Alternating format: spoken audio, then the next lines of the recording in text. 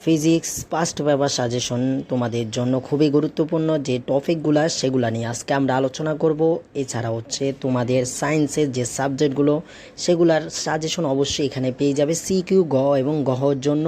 এছাড়া তোমরা one shot class পাবে যেগুলাতে তোমরা রিটেনের জন্য হয়ে যাবে। এছাড়া তোমাদের এমসিকিউতে খুবই গুরুত্বপূর্ণ আমরা টপ 50-60টা কোশ্চেন দিব যেন এগুলার থেকে তোমাদের চলে আসে।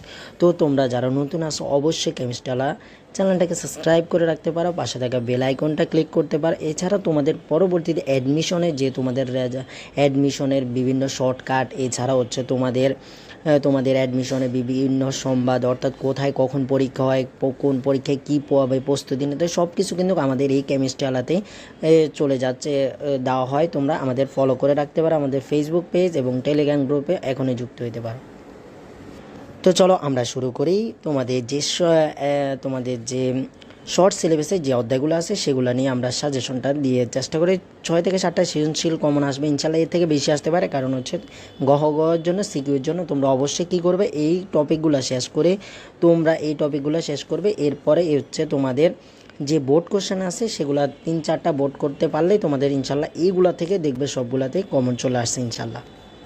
তো আমরা প্রথম ভেক্টর অধ্যায়টা নিয়ে আলোচনা করব। ভেক্টর অধ্যায়তে সবচেয়ে গুরুত্বপূর্ণ যেটা হচ্ছে তোমাদের হচ্ছে নদী ও নৌকার ম্যাথগুলা, যে সূত্রগুলা কত সর্বোচ্চ বা সর্বনিম্ন কত বেগে সময়ে পৌঁছাতে পারবে, এরপরে হচ্ছে পাড়ের দৈর্ঘ্য নির্ণয়, এই সংক্রান্ত সকল সূত্র প্রথমে মুখস্থ করে ম্যাথ করবে তোমরা।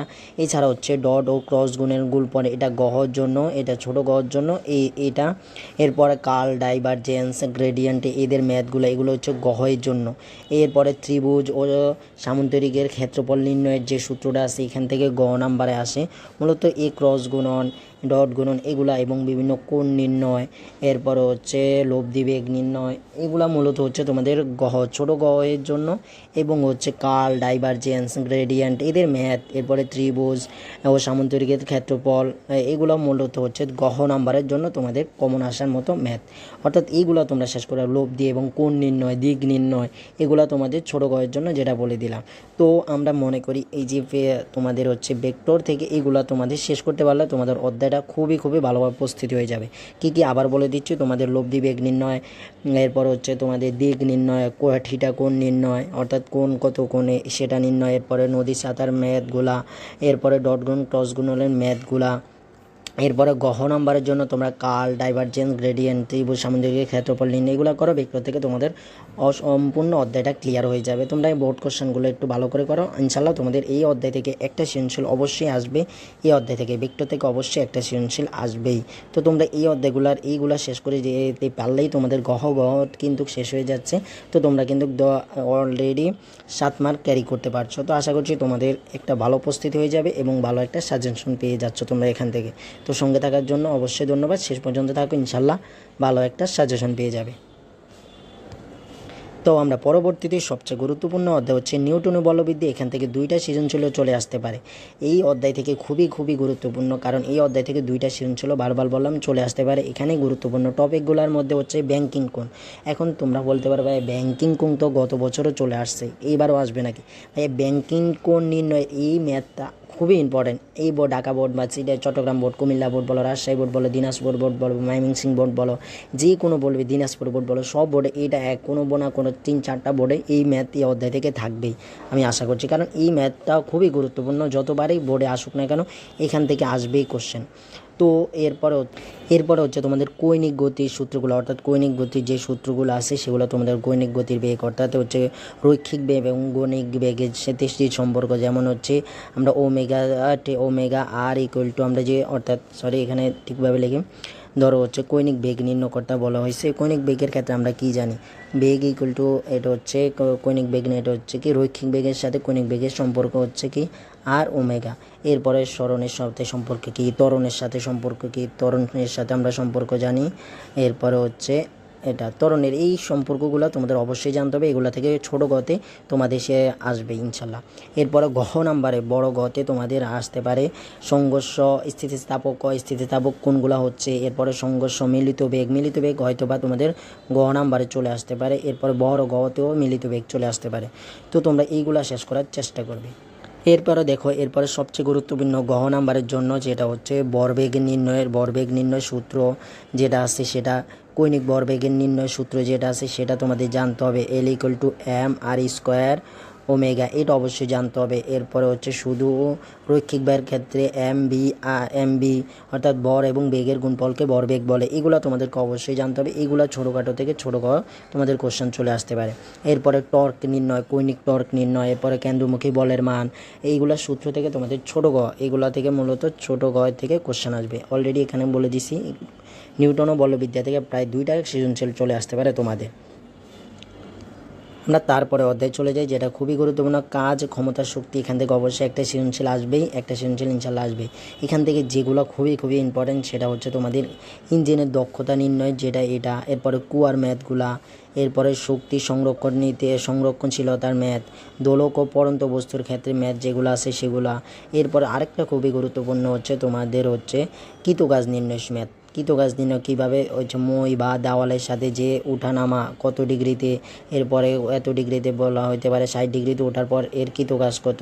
একজন মানুষ অর্থাৎ একটা লোক 30 কেজি ওজনের এবং তিনি 5 কেজি ওজনের একটা বল নিয়ে উপরে দেওয়াল বেয়ে উপরে উঠছে, তখন তার কৃতকাজ কত। এরকম অনেক ম্যাথ আসতে পারে তোমাদের গহ এবং গহ নাম্বারে। তো তোমরা এগুলো করবে, এখানে সবগুলা দেওয়া আছে যেগুলো তোমাদের, এগুলা ক্লিয়ার করে অবশ্যই তোমাদের বোর্ড কোশ্চেন সলভ করতে হবে। বোর্ড কোশ্চেন সলভ করলে তোমার ধারণা আরও বেশি চলে আসবে এবং তোমরা হচ্ছে ক্যারি করতে পারবে ভালো একটা নাম্বার, এখান থেকে 7-8 নাম্বার ক্যারি করতে পারবে। এইগুলা পড়লে তোমার কোনটা হয়ে যাবে, খ নাম্বারেরও ধারণা ইনশাল্লাহ হয়ে যাবে। তো আমরা এর পরবর্তীতে অধ্যায়ে আমরা চলে যাই। এর পরবর্তী অধ্যায়তে আমরা কি দেখতে পাবো, দেখেন এখানে মহাকর্ষ অভিকর্ষ। এখান থেকে অবশ্যই এই অধ্যায় মহাকর্ষ অভিকর্ষ, পর্যাবৃত্ত গতি, এখান দিয়ে 2টা অধ্যায় মিলে 3টা কোশ্চেন মিলিয়ে আসবে। এখান থেকে যেগুলো আসতে পারে, এখান থেকে কৃত্রিম উপগ্রহের ম্যাথ, এগুলো অবশ্যই আসবে। এখানে এই যে G=m/r², এই যে সূত্রগুলো আছে এগুলো থেকে অবশ্যই ম্যাথ আসবে, এখান থেকে জি নির্ণয়, উচ্চতা নির্ণয় করতে বলতে পারে।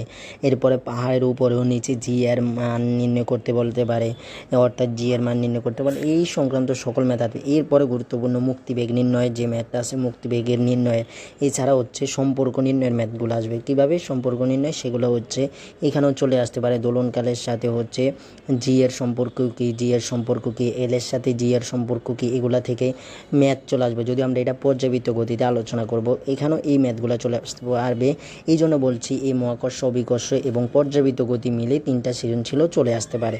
সর্বনিম্ন 2টা সৃজনশীল তো আসবেই, যেহেতু তোমাদের 8টা অধ্যায় এবং হচ্ছে তোমাদের 8টা সৃজনশীল আসবে। তো 8টা সৃজনশীল যেহেতু আসবে, এখান থেকে মূলত হচ্ছে তোমাদের 8টা অধ্যায় 8টায় থাকবেই এবং হচ্ছে এই যে মহাকর্ষ অভিকর্ষ, এগুলো মূলত মিলিয়ে অনেক কোশ্চেন চলে আসবে। এবং হচ্ছে কিছু অধ্যায় থেকে কোশ্চেন কিন্তু একটার ভিতরে আরেকটা দিয়ে দিতে পারে। কিন্তু এই যে নিউটন ও বলবিদ্যা, ভেক্টর, মহাকর্ষ অভিকর্ষ, পর্যাবৃত্ত গতি, এগুলো থেকে প্রায় 2-3টা কোশ্চেন মিলে আসে। এই জন্য বলছি বারবার তোমাদেরকে অবশ্যই যেগুলো বলতে হবে।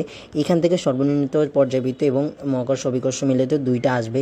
অনেক জায়গায় যদি একটু সহজ বা অন্যরকম কোশ্চেন করতে যায় 3টাও চলে আসতে পারে, বাট 2টা কোশ্চেন পর্যাবৃত্ত গতি এবং মহাকর্ষ অভিকর্ষ থেকে ইনশাল্লাহ আসবেই, কারণ হচ্ছে 8টা কোশ্চেন মিলাতে হবে। তো এখানে এরপরে দেখেন পদার্থের গাঠনিক ধর্ম, এখান থেকে পড়ার বেশি কিছু নাই, কিন্তু এখান থেকে সৃজনশীল অবশ্যই অনেক বড় চলে আসে, এখানে আসবেই এখান থেকে, কারণ যেহেতু অধ্যায়টা খুবই গুরুত্বপূর্ণ। এখান থেকে কি আসতে পারে, ইয়াংয়ের গুরুত্ব, অর্থাৎ ইয়াংয়ের দ্রবকের যে মানটা, অর্থাৎ হচ্ছে কি F/L এই সূত্রটাতে এখান থেকে বলের নির্ণয় করতে পারে, ইয়াংয়ের গুণাঙ্কের মান দিয়ে থাকবে। এরপরে দৈর্ঘ্যের পরবর্তী দৈর্ঘ্য নির্ণয় করতে বলতে পারে, এই সংক্রান্ত ম্যাথগুলো দিয়ে দিতে পারে।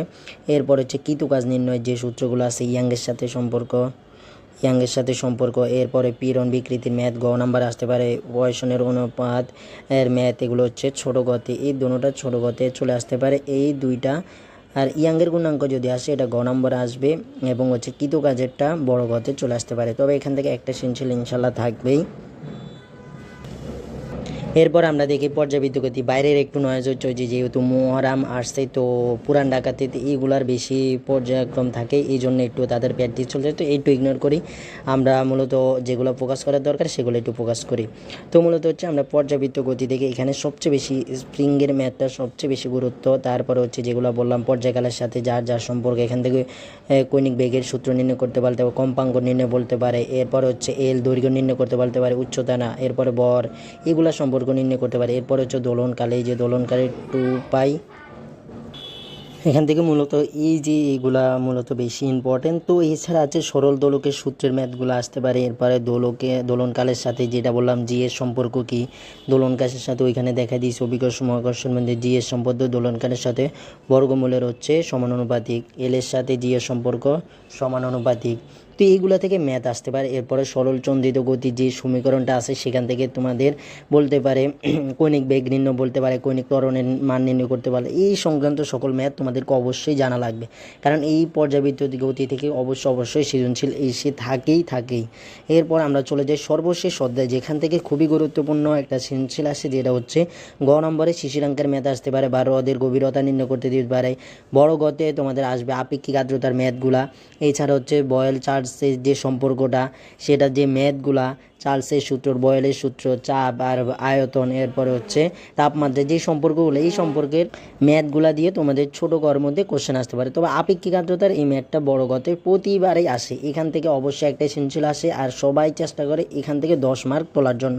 তো আশা করছি এইগুলো শুধু শেষ করে শিশিরাঙ্কের ম্যাথ, এরপরে হ্রদের গভীরতা, আপেক্ষিক আর্দ্রতা, এইগুলো শেষ করলে তোমাদের আর বাকিগুলো দেখতে হবে না। যে সংক্রান্ত ছোটোখাটো কিছু আছে এইগুলো মূলত আদর্শ গ্যাস থেকে শেষ করে ইনশাল্লাহ তোমাদের এইখান থেকে মূলত 7 থেকে 8টা, 6 থেকে যদি 7টা বলো, এখান থেকে 7 থেকে 7টার মতো কাছাকাছি সৃজনশীল চলে আসবে এই টপিকগুলো থেকে গ নম্বরে এবং বড় গতে। তোমাদের কী করতে হবে, অবশ্যই তোমরা এই টপিকগুলো অ্যানালাইসিস করে সূত্রগুলো মুখস্থ করে এরপর হচ্ছে তোমাদের কিন্তু বোর্ড কোশ্চেন অবশ্যই করতে হবে। যারা বোর্ড কোশ্চেনগুলো একটু শেষ করার চেষ্টা করবে, সবগুলো না, 3, 4টা, 5টা বোর্ডের গহ নাম্বার শেষ করলে তোমাদের কিন্তু একটা ভালো প্রিপারেশন হবে ফিজিক্সে। যদি কারো এই ফিজিক্সে ভালো ধারণা না থাকে, আমি বলছি এই সাজেশনের তোমরা এই টপিকগুলোর সূত্রগুলো মুখস্থ করে ইনশাল্লাহ তোমাদের একটা ভালো প্রিপারেশন হয়ে যাবে। তো এছাড়া সেকেন্ড পেপারের বা ফার্স্ট পেপারে 1 শট MCQ 50+ MCQ পাওয়ার জন্য অবশ্যই তোমরা আমাদের এখানে যুক্ত হয়ে থাকবে, কারণ এখান থেকে আমরা তোমাদের 50+ শিওর MCQর জন্য একটা সাজেশন বা MCQ দেবো, সেখান থেকে তোমরা সেগুলো নিলে তোমাদের ভালো প্রিপারেশন হয়ে যাবে। সবাই ভালো থাকো, সুস্থ থাকো, কেমিস্ট্রি আল্লাহর সাথে থাকো। অ্যাডমিশনের জন্য সকল তথ্য পাওয়ার জন্য আমাদের সাথে থাকার চেষ্টা করবে। আল্লাহ হাফেজ, আসসালামু আলাইকুম। নামাজ কালাম পড়বে অবশ্যই, তোমাদের রবের প্রতি বিশ্বাস রাখে, ইনশাল্লাহ সফলতা দীর্ঘ পরে আসলো, ইনশাল্লাহ সফলতা একদিন আসবেই।